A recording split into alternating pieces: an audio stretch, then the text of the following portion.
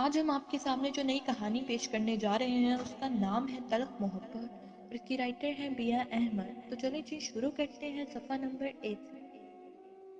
میرے محبوب، میرے سکون قلب، تم میرے عہد و پیما تھے، میری اندھیر نگری کے لیے مہر تاباں تھے، تم میرے دشت جاں تھے، میرے لیے آرام جاں تھے۔ میں وحشت انگیز ہوں کہ ہم نشیں، تمہارے مزاج میں یہ تلخی کیوں کر آئی؟ میرے راحت افزا تمہاری خود پسندی نے مجھے زندہ تر کور کیا، کر کے ستم مجھ پہ میرے دل کو معذور کیا، تم سے بچھڑنے پر مجھے مجبور کیا، تم نے ایک محبت کرنے والی کو آتش افرور کیا۔ میں وحشت انگیز ہوں کہ ہم نشیں، تمہارے مزاج میں یہ تلخی کیوں کر آئی؟ محبت یہ جانے کا نام ہے، ہجر میں کیا مرتے ہم تو تمہاری وصل میں مر گئے۔ صفحہ نمبر 2۔ کچھ پتا چلا اس کا؟ جیسے ہی لاؤنج میں داخل ہوا تو اس کے انتظار میں بیٹھی بلقیس بیگم نے بےتابی سے سوال تھا۔ نہیں، کہیں نہیں ملی ہو۔ عمر نے نڈھال سا صوفے پر بیٹھا تھا۔ کیسے آفیسر ہو تم؟ پورا شہر تمہارے انڈر کام کرتا ہے، بڑے بڑے مجرموں کا سراغ تم پلک جھپکنے میں لگا لیتے، مگر 3 دن ہوئے اپنی بیوی کو نہیں ڈھونڈ پائے۔ انہوں نے چوٹ کی تھی۔ وہ ان سب سے بڑے مجرم ہیں۔ مجرم اپنا کوئی نہ کوئی نشان چھوڑ کر تو جاتے ہیں، وہ اپنا کوئی نشان ہی نہیں چھوڑ کر گئی جس پر چلتے چلتے میں اس تک جا پہنچوں۔ سے بے بسی سے ہاتھ مسلے تھے۔ صفحہ نمبر 3۔ بلقیس بیگم نے دیکھا اس کی آنکھیں بری طرح سرخ ہو رہی تھی۔ ان میں بیلا کی جدائی کا دکھ بڑی فرصت سے پنجے گاڑے بیٹھا تھا۔ وہ بہت پیاری لڑکی تھی، بہت مخلص، بہت محبت کرنے والی۔ تم پر مرتی تھی مگر تم نے اس کی محبت کی قدر نہیں کی، اس لیے قسمت نے تمہارے مقدر میں اس سے جدائی لکھ دی۔ وہ تعصب سے بھرپور لہجے میں بولی، عمر کے دل کو جیسے کسی نے نوکیلے پتھر سے نوچا۔ اللہ نہ کرے ممی کہ ایسا کچھ ہو، اسے جان لیوا باتیں تو مت کرے۔ میں اسے ڈھونڈ رہا ہوں، وہ مل جائے گی، اگر نہیں ملی تو سمجھے میں اس کے بغیر مر جاؤں گا۔ اس کا لہجہ نم ہوا تھا۔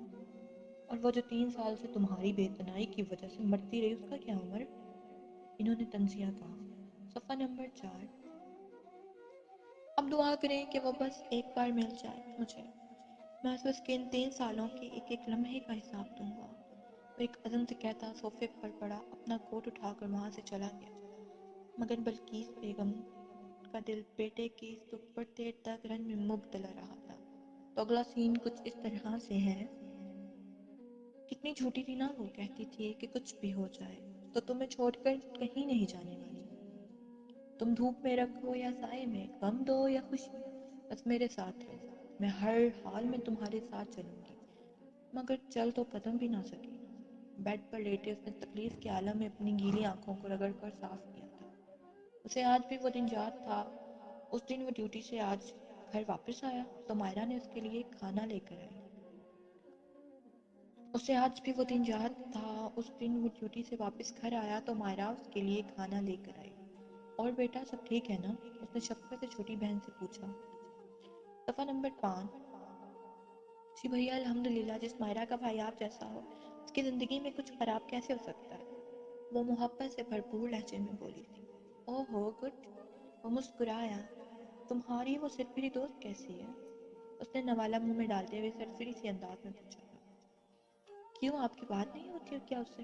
مائرہ نے حیرت سے پوچھا۔ نہیں، بہت دن ہوئے نہیں ہوئی۔ اوہ اچھا، تبھی تو اس کا دماغ خراب ہے اس قدر۔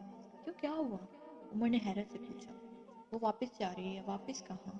صفحہ نمبر 6۔ واپس کہاں؟ پنجاب۔ اوہ مگر کیوں؟ تم لوگوں کے تو فائنل ایئر کے پیپر ہونے والے ہیں نا؟ وہ تعجب بھرے انداز میں بولا۔ جی، مگر وہ کہتی ہے کہ اسے پیپر نہیں دینے۔ پیپر دے کر کون سا اس نے بے نظیر بن جانا ہے؟ میری بہت بحث ہوئی اس سے مگر وہ کسی کی کچھ بھی سننے کو تیار نہیں۔ تو بس آپ کی سنتی ہے نا، اور آپ اس کی نہیں سنتے۔ آخر میں مائرہ کا انداز کچھ جتانے والا سا تھا۔ عمر نے اس بات پر غائب دماغی سے سر ہلایا اور پھر ہاتھ میں پکڑا نوالا واپس پلیٹ میں رکھا۔ اب آپ کہاں جا رہے ہیں؟ مائرہ نے اسے ٹیبل سے گاڑی کی چابی اٹھا کر باہر جاتے دیکھ کر تشویش سے پوچھا تھا۔ ابھی آتا ہوں، کہتا ہوا وہ تیزی سے باہر نکل گیا۔ صفحہ نمبر 7۔ نیچے آؤ فوراً، میں نیچے گاڑی میں تمہارا انتظار کر رہا ہوں۔ بیلا کے ماموں کے گھر سے تھوڑی دور گاڑی میں بیٹھا وہ اسے فون کر رہا تھا۔ نہیں، مجھے نہیں آنا، بیلا نے جواب میں صاف انکار کیا۔ آ رہی ہو یا پھر میں آ جاؤں اوپر، اور تمہیں پتہ ہے میں آ بھی جاؤں گا، پھر سنبھالتی پھرنا یہ سب کو۔ وہ وارننگ دینے والے انداز میں بولا۔ عمر پلیز ممانیے، میں ان سے کیا کہوں؟ وہ التجائیہ بولی، میں کچھ نہیں جانتا، نیچے آؤ۔ وہ لاپرواہی سے بولا، اچھا ٹھیک ہے آتی ہوں، میں چینج کر لوں ذرا، میرا حلیہ بہت رف ہو رہا ہے۔ اس نے اس کی ضد کے سامنے ہتھیار ڈالے۔ اس سے آگے آپ جان سکیں گے پارٹ 2 میں۔